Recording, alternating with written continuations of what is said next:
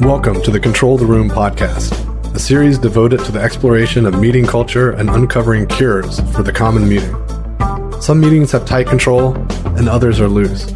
To control the room means achieving outcomes while striking a balance between imposing and removing structure, asserting and distributing power, leaning in and leaning out, all in the service of having a truly magical meeting.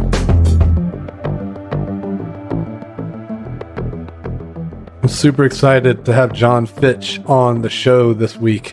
And John Fitch is the Chief Product Officer at Voltage Control and the author of Time Off. Welcome to the show, John. Douglas, it's an honor to be on a podcast episode with you, deep in conversation.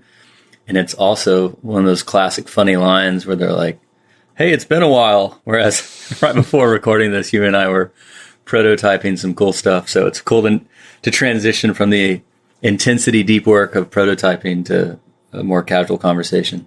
Yeah, in a way, this casual conversation comes off as a bit of time off compared to the deep intentional work that's required for facilitation. Well said. And you said a word there that is really important. You said intentional.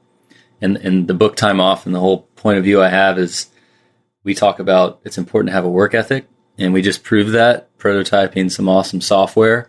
We did it with a intentional work ethic, and having an intentional rest ethic is what the book Time Off is all about. So you're right. And time off can be active, which is another, I think, eye opener for our readers. It doesn't just mean vegging out on the couch, which is totally fine. That's a form of time off. But sometimes stopping what you're doing and just having an awesome conversation with a colleague, a friend. In this case, you're both of those. So yeah, good point. Excellent. And I want to get to your background a little bit, but before we do, I love this notion of being able to be friends and colleagues at the same time. And I think there's this notion of compartmentalization that's so important to be able to do those things. And I'm curious to hear your thoughts on this notion of compartmentalization. I think it's fantastic to compartmentalize lots of things, and especially with those you work with, but it's important to compartmentalize the projects and what phase is it in. I think we've talked many times before in our facilitation coaching that it's important to look at your meeting culture through like seasons.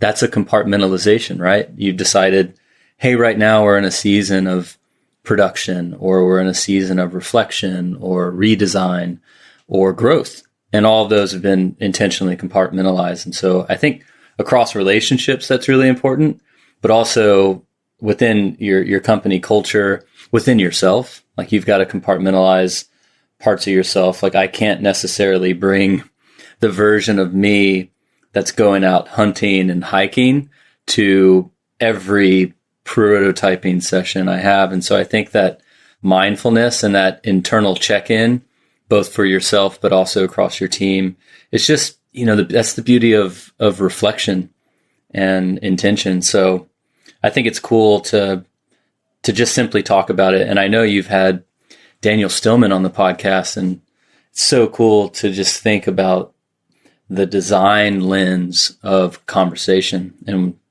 to your point, compartmentalizing things, I think, takes a lot of amazing conversation design that I know I'm not a pro at, but I know that to compartmentalize, we've got to talk about it. We have to have a language about it.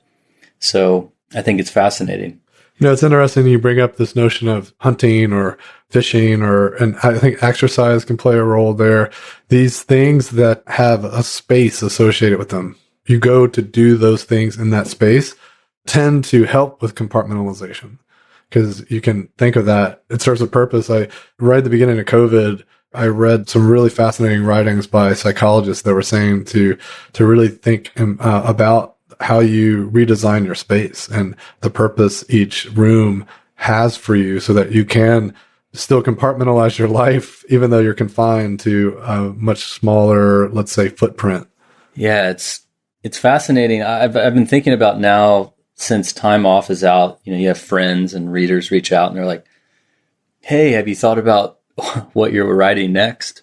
And in regards to the whole Time Off sort of franchise, if I'm to use that word, I think a natural follow-up would be time on, and like intentional time on.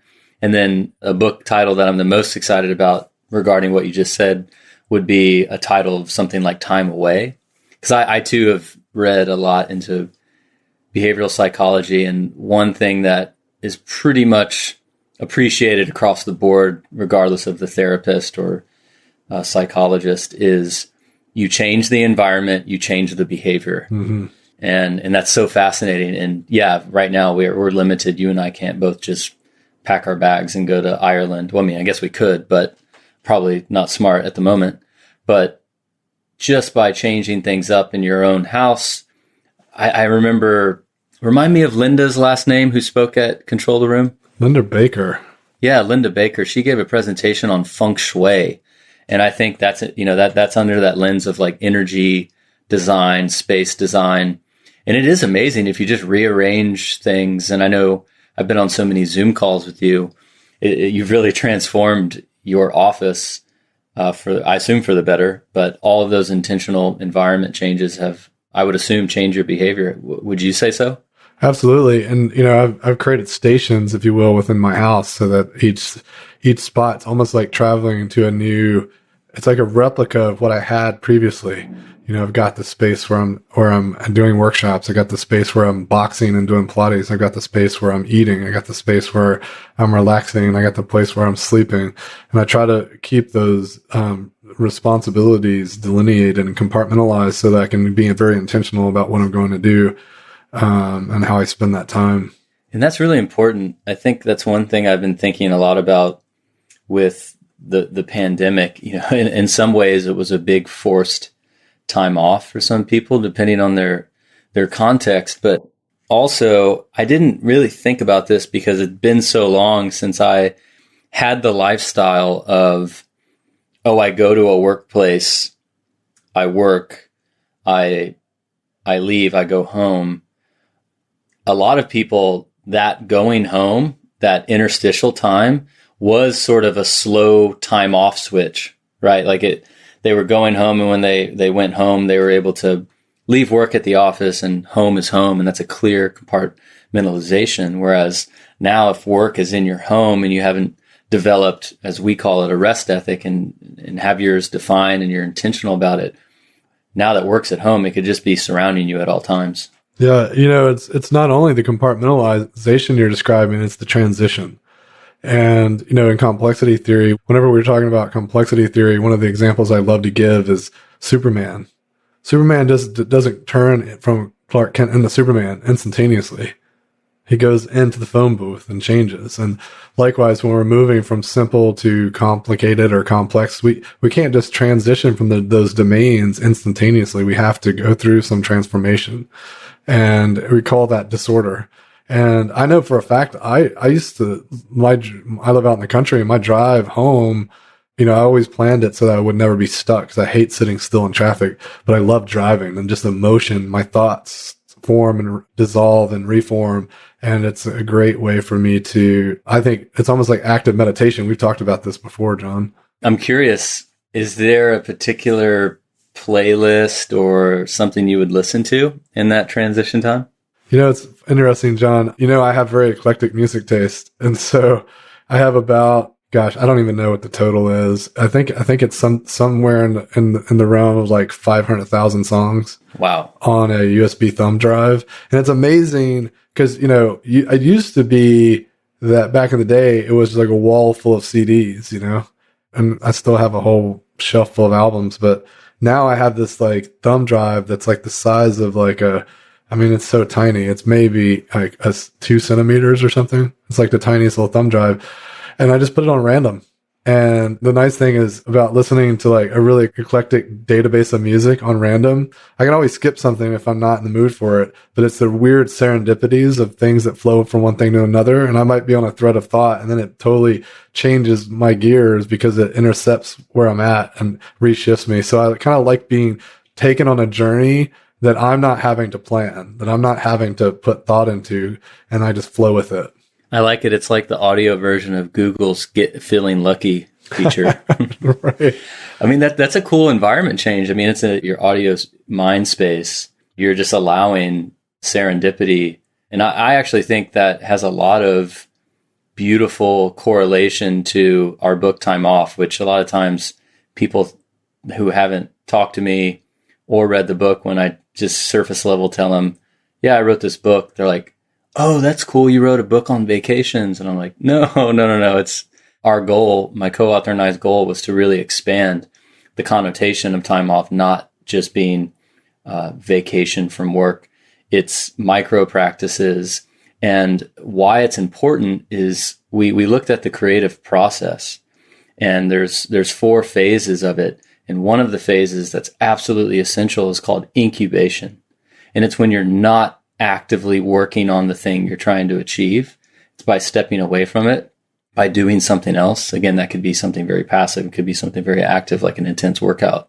The point is your subconscious and other parts of your brain are able to work in the background in those moments. And so what I like about your random music selection is that is a form of incubation that you're driving, so you can't really like actively code or do any of your workshop facilitation work, but you're able to be an open channel. And so like those sounds come through, and who knows what memories that ignites, and one idea can flow into the next. And I know a type A personality like me really benefited from changing my perspective of time off, of this, like, I'm not working, to like, no, it's actually a very productive practice for an investment in better ideas, or an investment to an epiphany, perhaps. So I like that you're just opening it up. Like, you don't know what's going to come. Yeah, it's really fantastic. And one of my other favorite active meditation techniques is actually just going to the gym and just like, having my sauna time, getting into a groove of, there's a Pilates routine that I kind of developed out of like my greatest hits, the things I really, really like. There's the spine corrector and some different exercises on the Cadillac that I've done so many times that I don't even have to think about what's next. I just go in there and I flow through it. Right. And I'll do that as a warm up, as a way of stretching and getting ready to do something more intense. And an hour will just evaporate, and I'm not thinking about much of anything. And I found that time to be very valuable, and I miss it terribly because it's really hard to recreate that at home. It's really cool that you brought up exercise. That's one of the many deep dives in our book, Time Off. And it reminds me of, we interviewed this quantum physicist named Terry Rudolph, and exercise is a really big part of his rest ethic. And he gave us, each person we interviewed, we asked them to give like very practical advice for the reader to like immediately try.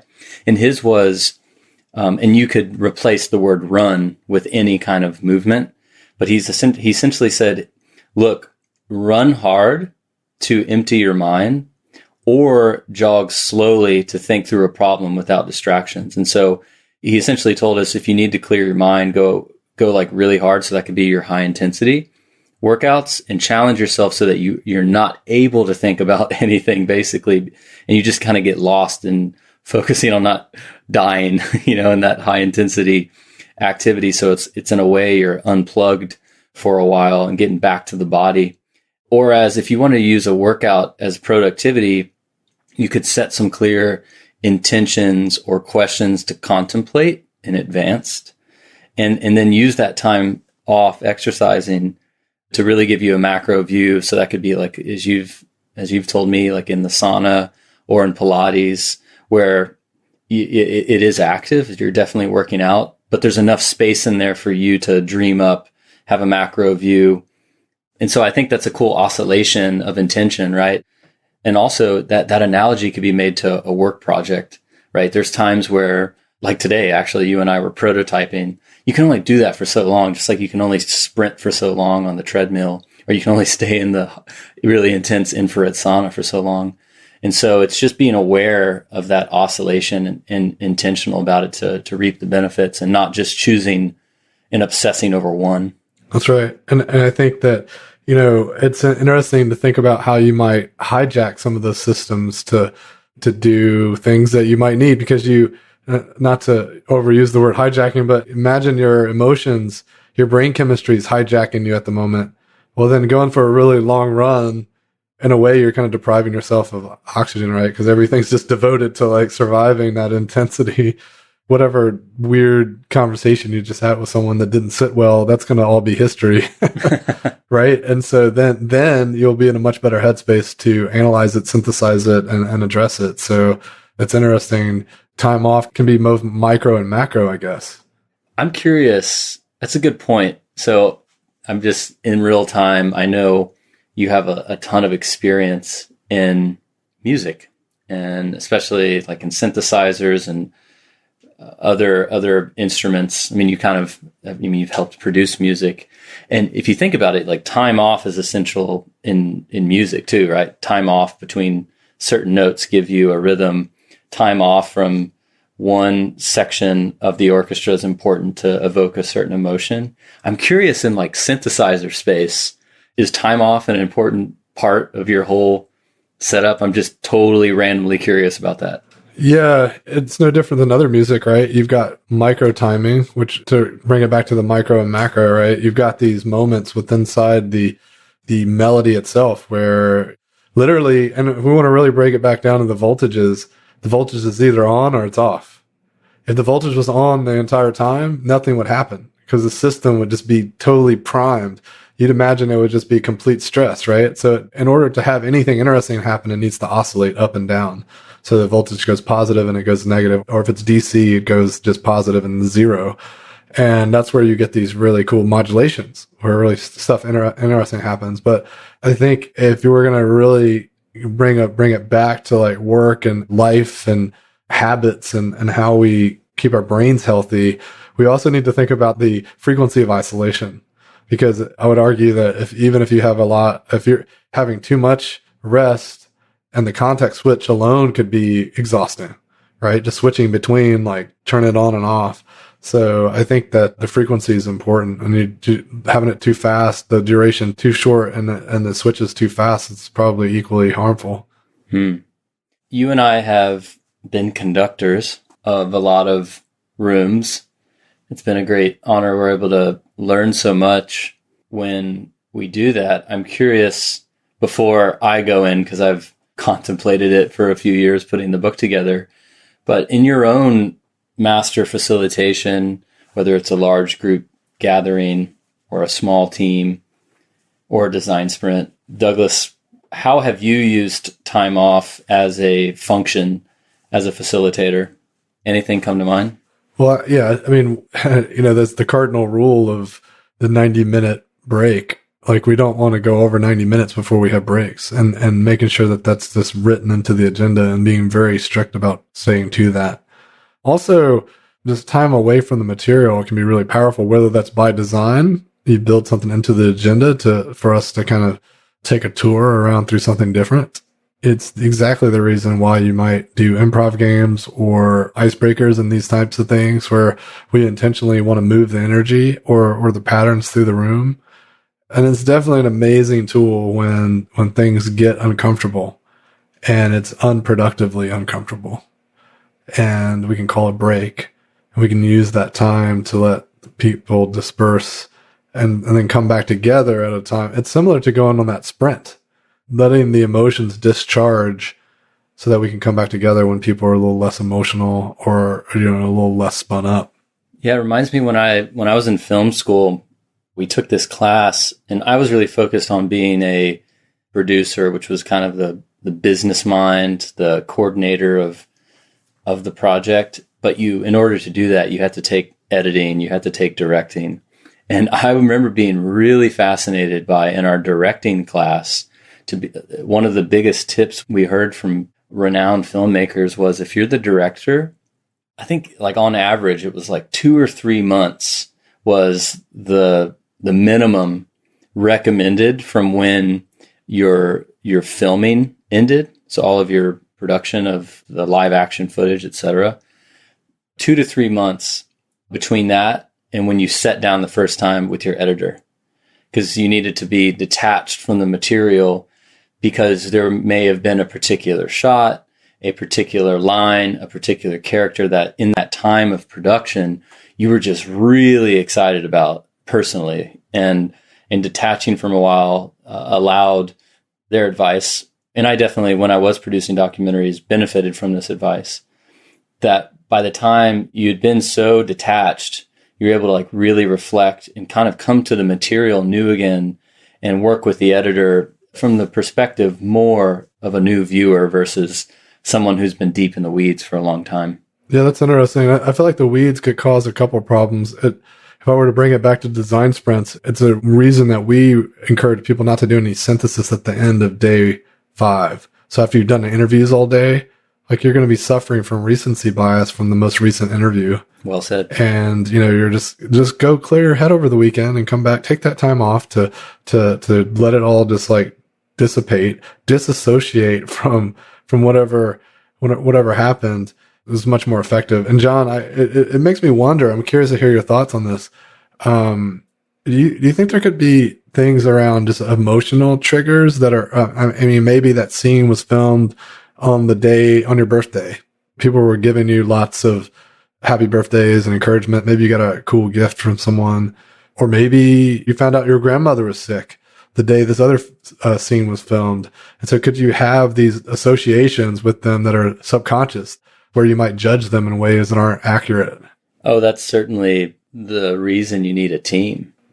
Yeah. Because of that complexity of influences. And I actually wish that I would have known how much that my film school experience would have prepared me to work in software and design.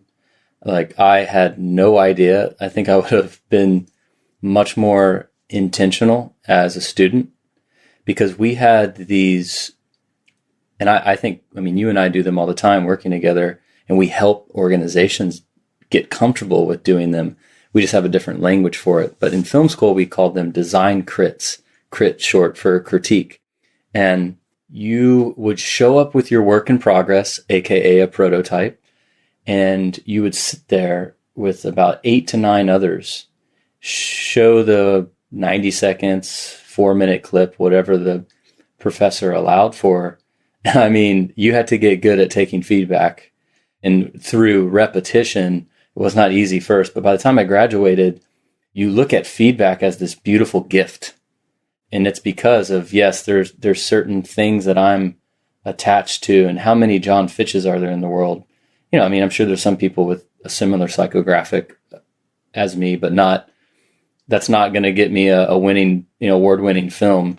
And so just exposing yourself to more and more feedback early on, I think, humbles you and gets you out of your own head with all of those influences, because someone will resonate with something that you might think is not that exciting, whereas you can see a pattern of something you're deep, like to your points earlier, something around, oh, my birthday happened and I had a super good day and we shot that one scene, and that scene's got to be in the film.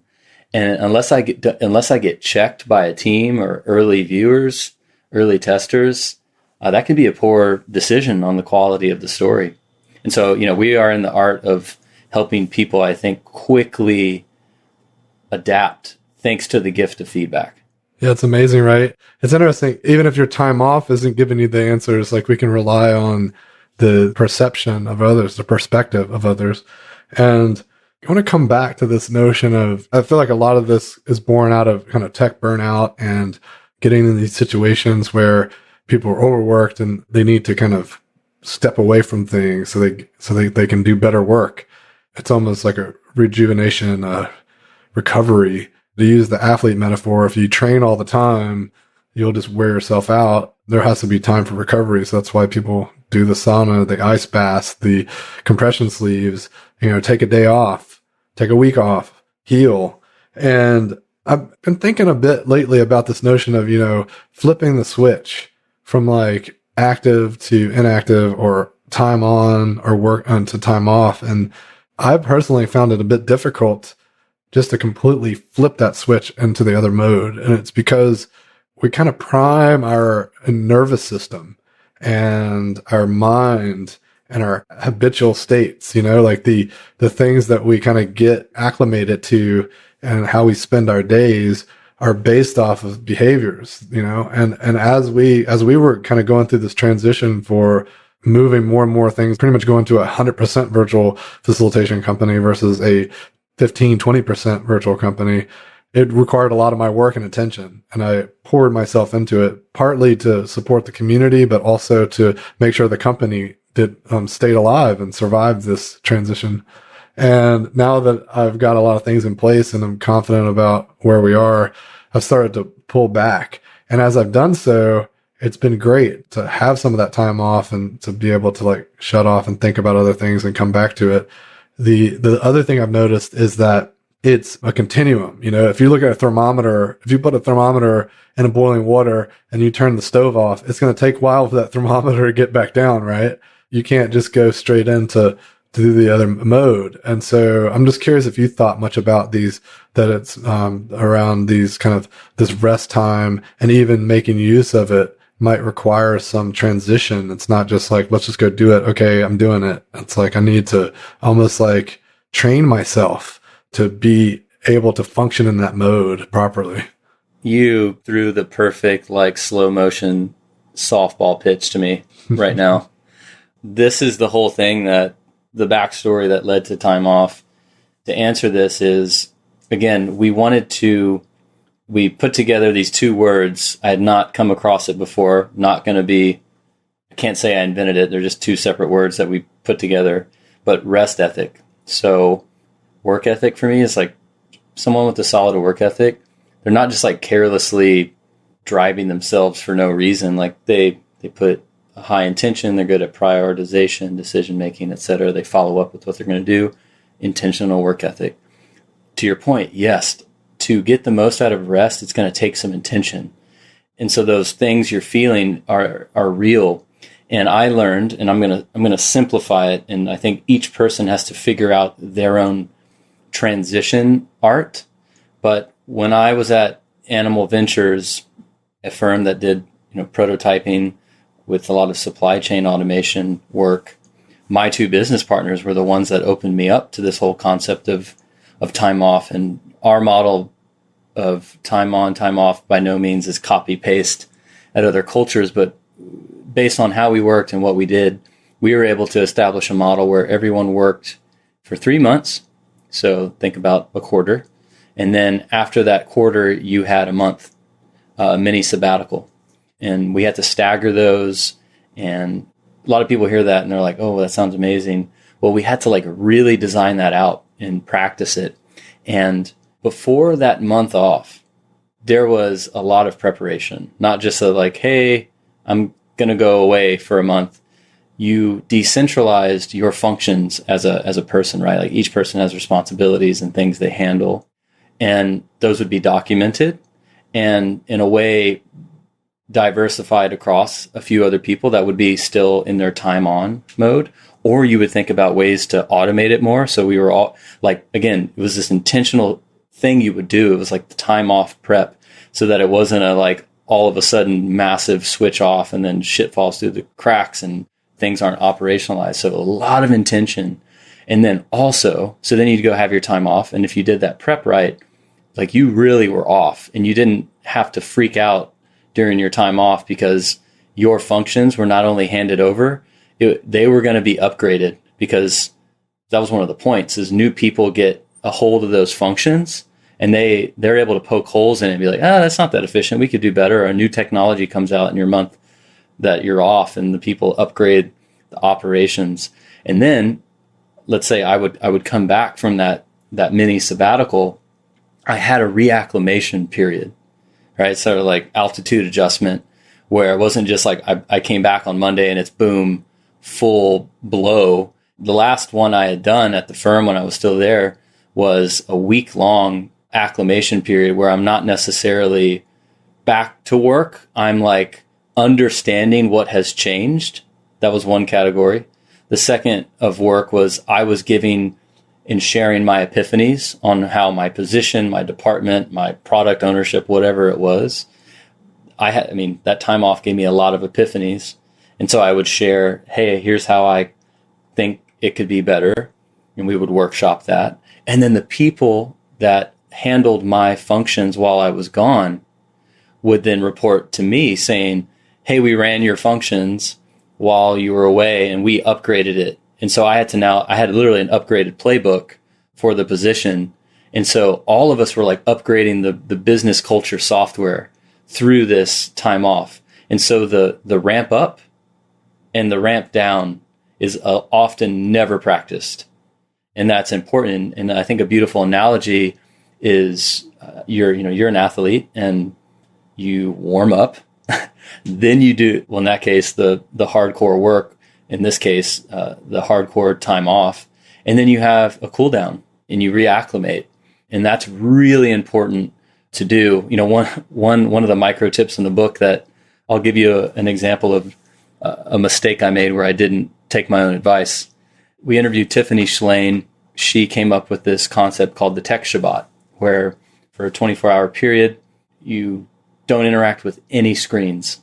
And it's a really powerful exercise, especially given that we work in screens a lot. I find that it like slows down time. I, in a way, get bored on purpose. And it's just really fun what you end up filling that time with. And what's funny is the first time I did one, I did not take that advice of prep and then acclimate. And it was awesome. I was like, time slowed down. I'm enjoying no screen time for a weekend. And then when I get back to my phone on Sunday and my iPad and I open it up, I have like 25 missed calls and all these texts. And it was from my mom and her friends, because my mom is so used to chatting with me on the weekends. She was like, all his devices are off, all his phone's off. She thought I got kidnapped and was like freaking out, right? And then that stressed me out. And so I could have easily prepped her. And that's just a little micro example of, great, you have some intentional time off planned. Make sure to prepare for it.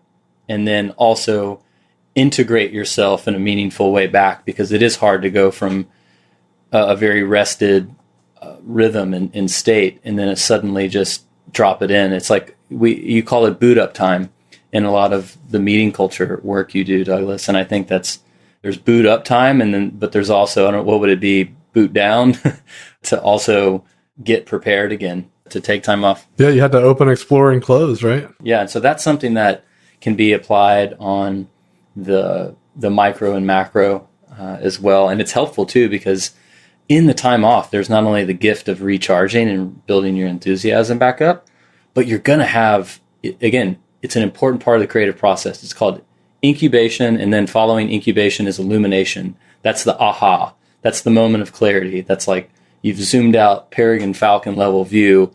You're looking at things differently because you're detached for once. And that's when we, unlearn and rethink things. Yeah, I love that. And, it also reminds me of, not only do we need to prepare ourselves, we also need to prepare others. So setting those expectations and making sure that others aren't going to be negatively impacted by, because if it's completely selfish, then it's not going to necessarily serve us when we go to do our deep work again, because we usually have to collaborate with others, or others are going to be the benefactors of our work. And so I think that I think it's really awesome that the book shows this path where people can be really, really intentional about their rest ethic. So how they help inform others, how they help prepare others. I think it's really wise. Yeah, and it's important too for leaders to, I know you and I've talked about, especially in the art of facilitation, read the room and be aware. And for, I think, leaders to feel more confident, just based on some of the early readers who have been reaching out to me that are in a position of leadership and influence, their biggest question after being won over on the importance of time off is, okay, now I need to work with my team to figure out what our more detailed time off strategies and operations are. And that's awesome. And I'm glad that they're thinking about that and they'll work through it, because until that intention and design is put forward, the time off and rest ethic in a business context is generally just a short little clause in, vacation policy. Whereas it can be so much more manageable, I think, and smart if it's a daily, a weekly, a monthly. It's not just this like, oh yeah, you decide when you take time off and like, here's our policy. It's like to actually embrace it and to workshop it and to figure it out for the context of that business is something we hope leaders think about after they read it, because it expands that definition that time off is not just vacation and Mai Tais on a beach. I mean, our subchapters are things like sleep, solitude, exercise, reflection, play, which you and I talk a lot about, and then also our relationship to technology. And the last thing I'll say that I'd be curious to get like your ping pong back and forth. I think the most mind-blowing thing that we uncovered in the opening section, which is called Time Off Throughout History, it's like a 100,000-foot view of humanity's relationship to work and leisure. And we kind of knocked the dust off of this brilliant thought series from Aristotle, who talked about this concept of noble leisure. And actually, the word school, which goes back to, I think it was pronounced scala, meant leisure. They looked at it as what we did in our leisure time, which nowadays we would call extracurricular or volunteer or playtime or hobby time.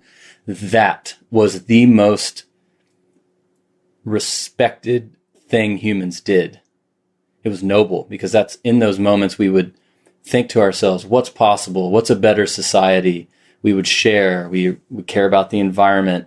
Literally because of noble leisure, they invented mathematics and philosophy, these things that propel humanity forward.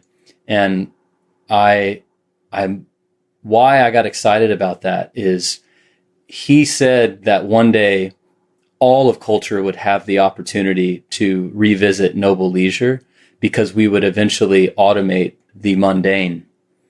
And you and I think a lot about artificial intelligence and how that's impacting the future of work. And we're helping companies think about reskilling, retooling their teams to be more focused on these human skills, these soft skills, however you want to call them. But I just get excited because I agree that Aristotle, his advice of noble leisure, we're at a time in human history where that's not so much of a pipe dream anymore. You could argue that once, who knows, a decade, 2 decades from now with automation, and you would know more than I on the accuracy, that real humanness, that noble leisure is kind of what's left for us. The more that mundane is not only better suited for machines, but I think that helps humans get back to those quality moments. So, John, when we're thinking about how facilitators can make use of these concepts and maybe help teams perform better or work better together, what comes to mind? What recommendations do you have to have better meetings or to just be better facilitators in light of what you've kind of uncovered in the book Time Off?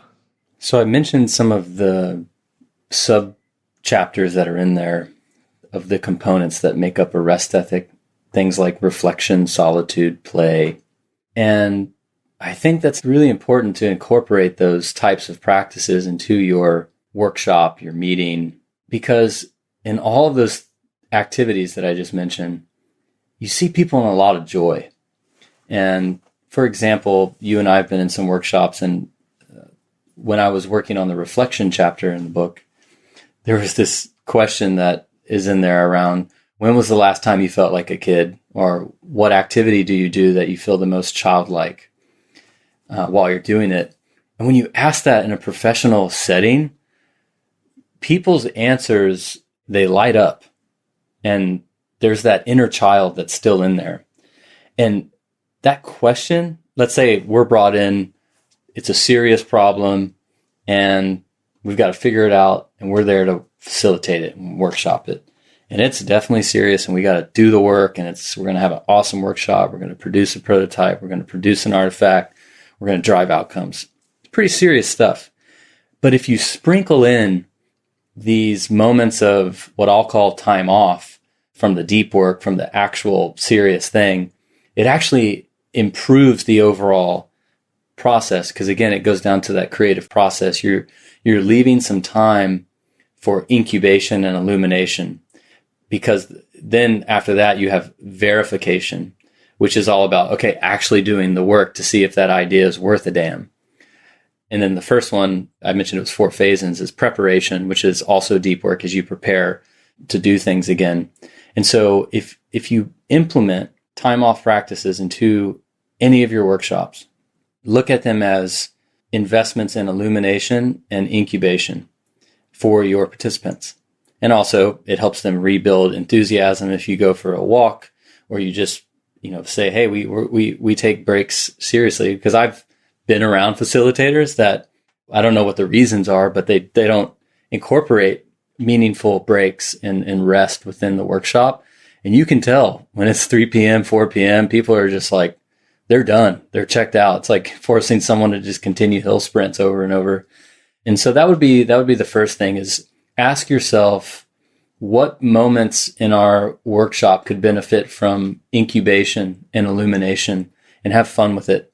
And how, whatever vocabulary you choose to use, I think your participants are going to appreciate that time off. Because I think when we think about workshops, meetings, seminars, conferences, the art of gathering, they can be tiring. And I think with facilitators that incorporate more rest, people can be less intimidated by it all. So that'd be the first thing, Douglas. The second thing is facilitators, and you and I are facilitators. We do a lot of facilitation, and we know people that do more facilitation than we do.